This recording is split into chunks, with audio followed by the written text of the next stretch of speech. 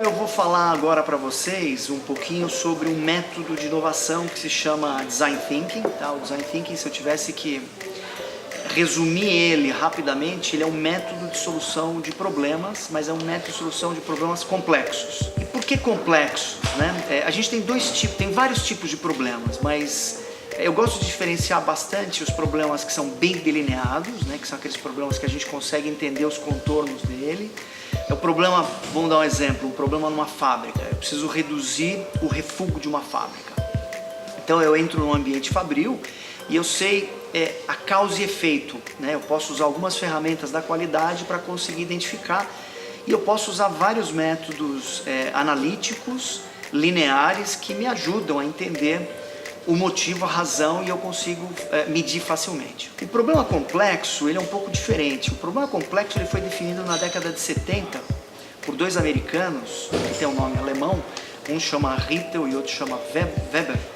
Eles escreveram um artigo muito instigante. Eles eram dois pesquisadores da Universidade de Berkeley, e eles trabalhavam com planejamento social. E eles estavam muito preocupados com o que vinha acontecendo na década de 60. A década de 60 foi uma década que foi marcada por grandes impactos sociais. Teve uma grande revolução de estudantes na década de 60, nós tivemos uma ameaça de terceira guerra mundial, né? Quase teve um embate nuclear, estourou a guerra do Vietnã. E eles começaram a perceber, puxa vida, com todos esses problemas difíceis de serem resolvidos, será que os métodos normais a gente consegue aplicar para resolver esse tipo de problema? E aí eles elencaram 10 tópicos, né, para tentar resolver o problema. E a gente consegue transportar ele para o Design Thinking porque ele é interessante pelo seguinte: dos 10 tópicos que eles usaram, 8 dá para a gente usar para o Design Thinking. O problema complexo ele é um problema que ele não tem claramente a delineação dele. Então a gente não sabe direito, não consegue enunciar ele direito, mas a gente consegue lançar um desafio inicial. A segunda coisa que ele tem é que ele trabalha com vários públicos de interesse, chamados stakeholders. Quando você tem vários públicos de interesse envolvidos, cada um tem uma perspectiva de valor. Tá? Então a gente tem que entender e aceitar que a gente não vai conseguir satisfazer todos os públicos de interesse. Então a gente vai ter que fazer algumas opções, e isso é uma coisa que a gente tem que se acostumar na inovação. A inovação a gente não consegue ser bom para todo mundo. Então, por isso que é importante a gente ir iterando, né, repetindo o processo para ir refinando as soluções. E existem outras particularidades do problema complexo que eles se aplicam bastante para o Design Thinking. Por que deixaram de lado na década de 80 e 90? Porque o mundo voltou a ter uma normalidade, o mundo voltou a consumir muito, voltou a produzir muito. Mas com o advento da internet, né, a mudança do milênio, a gente teve uma mudança exponencial. Uma aceleração da mudança, ela está exponencial agora devido à internet, que trouxe a conexão entre as pessoas, as redes sociais. Né? E isso traz um novo fenômeno que a gente consegue desintermediar uma série de negócios. Né? Então a gente começa a entender os fenômenos de um Uber, de um Airbnb, desses grandes negócios que estão assombrando o mundo hoje em dia. A boa notícia é que esse assombramento vai continuar, e a má notícia é que todos os negócios estão ameaçados.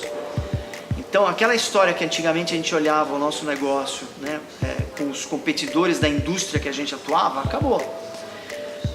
Hoje em dia o concorrente ele sai do bueiro, ele vem de outro lugar, ele monta um site, a gente não sabe de onde vem.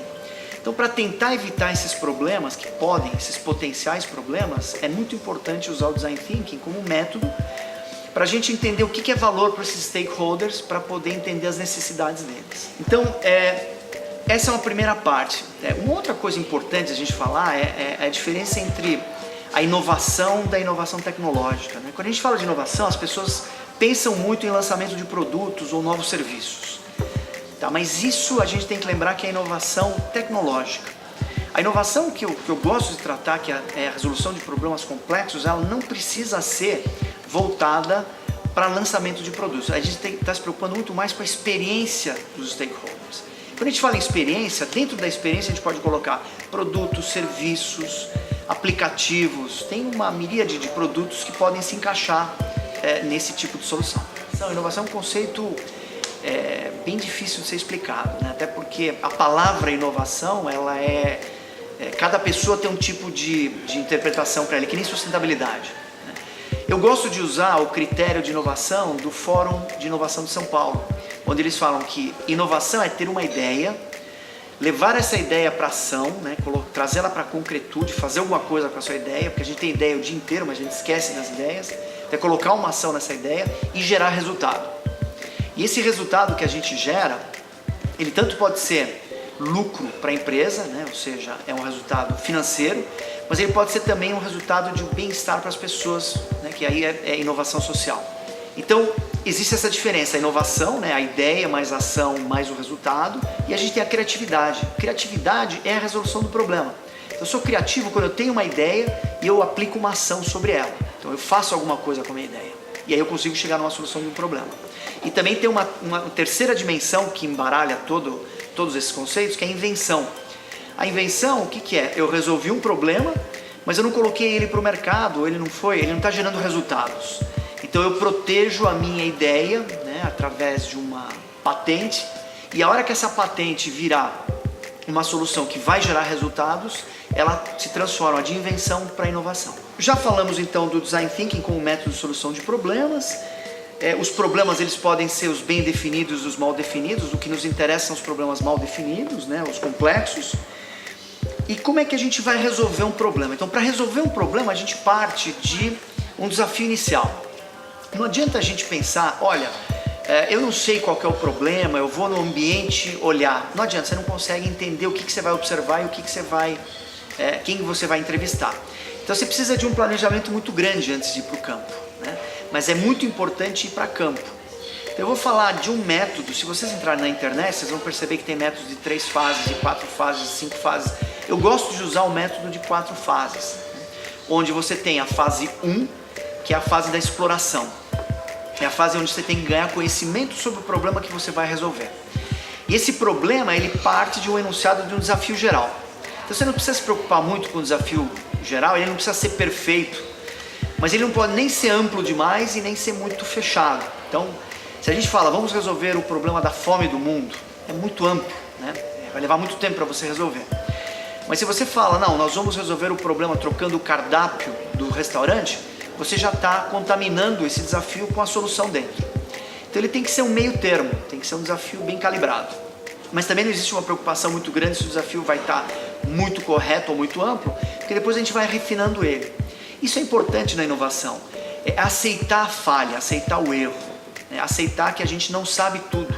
Então a gente vai para essa primeira fase, que é a fase de ganhar conhecimento, e a gente ganha conhecimento de 2 maneiras.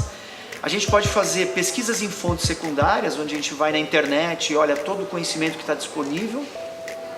A gente pode fazer estudos de casos, a gente pode ter acesso às pesquisas qualitativas que estão disponíveis, pesquisas de grupo de foco, tudo que estiver disponível, a gente olha porque é importante. Para resolver um problema, a gente precisa estar imerso no problema para poder ter insights. É um processo cognitivo, não é uma coisa que acontece da noite para o dia, né? Não é ele é um processo, então ele não é um evento que acontece, puxa, tive o ahá, tive a grande ideia. Não, você tem que estar com muito conhecimento a respeito dele para poder ter essa conexão repentina. Aí você tem a parte mais importante do Design Thinking, que são as fontes primárias. Então eu vou no local, eu tenho que ganhar daí o conhecimento contextual. Eu vou no local e eu uso uma triangulação. Para triangular essa pesquisa, eu vou primeiro vivenciar o problema. Segundo, eu vou observar as pessoas que estão envolvidas no espaço do problema. E o terceiro, eu vou entrevistar as pessoas, os stakeholders, os públicos de interesse. O vivenciar é muito importante. Então, se eu falar para vocês, bom, nós temos que resolver o problema de uma fila no restaurante, eu tenho que pegar a fila do restaurante para saber qual que é a dor dessa fila. Se eu falar, a gente precisa melhorar a internação num hospital, eu vou ter que me internar no hospital para saber o que pega, qual que é a dor que a pessoa que vai estar se internando ela sente. Então, um dos elementos mais importantes do Design Thinking nessa fase, né, que a gente está ganhando conhecimento, é a empatia, essa capacidade que a gente tem de se colocar no lugar dos outros. Então, quando a gente está vivenciando um problema, a gente está tentando entender qual que é a dor que a pessoa está tendo, né? Se colocar no lugar da pessoa e entender a partir da perspectiva da pessoa. E a empatia, ele é é um fenômeno recente, esse nome empatia deve ter o quê? Uns 100 anos. Antigamente a gente usava muito a palavra simpatia, tá? Mas empatia é essa capacidade do ser humano de se colocar no lugar do outro. E a gente tem que tomar um pouco de cuidado quando a gente vai para a segunda fase, que é o segundo vértice do nosso triângulo, que é a parte de observação, para a gente sair do modo automático, né? Porque a gente funciona, o nosso cérebro ele funciona da maneira automática, até porque é uma maneira da gente economizar energia, né? Evolutivamente o nosso cérebro foi se desenvolvendo dessa maneira porque ele consome muita energia do corpo. Então a gente acaba rodando o dia inteiro, a maior parte do tempo, no automático. E para inovar, para observar, a gente tem que olhar os detalhes, sabe? E aí a gente tem que passar para o modo manual. Kahneman escreveu sobre isso, tem um livro muito bom que ele fala sobre isso, sobre essa capacidade que a gente tem de passar do modo automático para o modo manual. Então, se vocês forem observar alguma coisa, vocês têm que passar para o modo manual para pegar os detalhes e ver os nuances, né, do que está acontecendo naquele espaço do problema. E o terceiro vértice do nosso triângulo, da triangulação que a gente está fazendo, é a parte de entrevistas empáticas, mas entrevistas usando uma metodologia da etnografia. A etnografia é uma técnica que vem da antropologia, tá? Então, a gente explorar as histórias das pessoas, a gente não se preocupar tanto com levar um script muito bem estruturado, né? A gente sentar com as pessoas e falar para elas: me conta uma experiência ruim que você teve relativa ao produto, ao serviço, relativo ao problema que você está tentando resolver. Me conta uma experiência boa. Então, quando você pede para a pessoa contar, me conta a sua rotina de trabalho. A pessoa começa a contar histórias e através das histórias elas conseguem contar, elas trazem fatos muito importantes para a gente depois desempacotar todas essas informações e transformar isso daí em insights. Então essa é a fase 1. Feito isso daí, a gente sai do campo e a gente volta para o escritório, que é a fase 2, e nós vamos tentar entender qual que é o problema real para se resolver.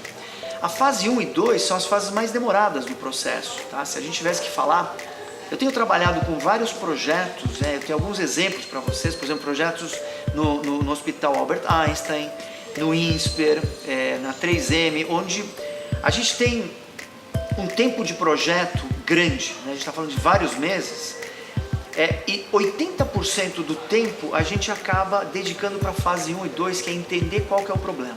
Então por isso a gente parte com o desafio inicial, né? Porque é um problema que nós vamos resolver, então nós temos que ter o enunciado do problema, é o desafio inicial. A gente vai para o campo, vai tentar entender qual que é esse problema, vai olhar em fontes secundárias, e aí nós vamos para a fase 2, que é a fase do entendimento. E aí nós vamos usar várias ferramentas, que é diagrama de afinidades. E nesse diagrama de afinidades, cada pessoa tem uma observação, ela tem uma abordagem, uma percepção subjetiva. Ela viu tal coisa, ela ouviu tal coisa. Então ela tem que marcar isso daí e depois ela volta e trabalha com o grupo. E ela vai trabalhar usando storytelling, né, que é uma técnica. Ela vai contar a história do que ela viu e do que ela ouviu para o resto das pessoas, que vão anotar em post-its para falar: bom, ok, eu também ouvi, porque o que a gente quer nessa fase 2 é começar a entender padrões que vão se repetindo. Depois que a gente usa o diagrama de afinidade, a gente vai usar uma persona, né? A persona é uma personificação de um grupo de pessoas, é um arquétipo que representa um grupo de pessoas que tem um certo comportamento.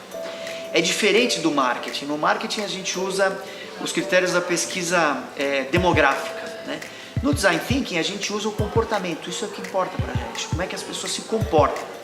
E a gente vai tentar fazer vários grupos de pessoas que têm comportamento. Só que você vai falar: puxa, mas nós temos vários stakeholders, dentro de cada stakeholder você tem várias personas, e dentro das personas elas têm os vários comportamentos.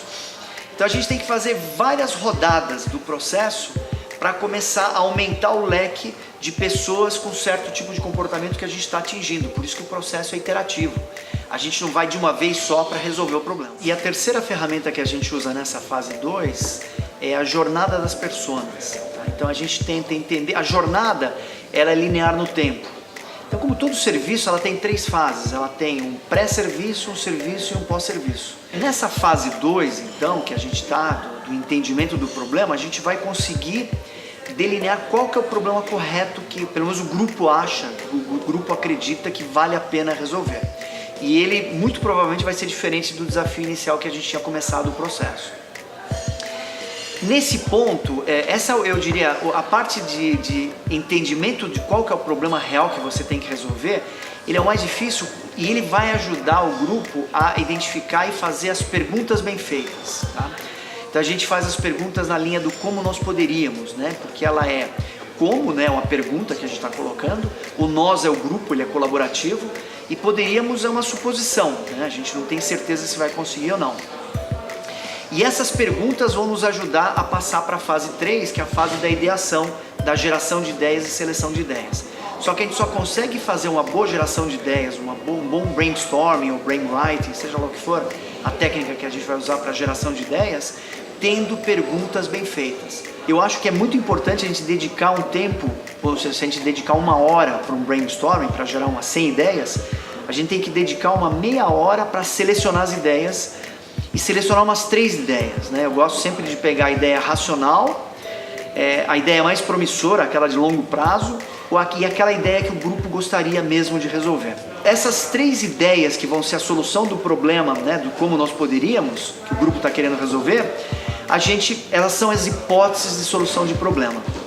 E aí nós vamos passar para a fase 4, que é a fase da experimentação. A terceira dimensão que eu acho muito importante é a prototipagem, né? E prototipagem com materiais de baixa resolução.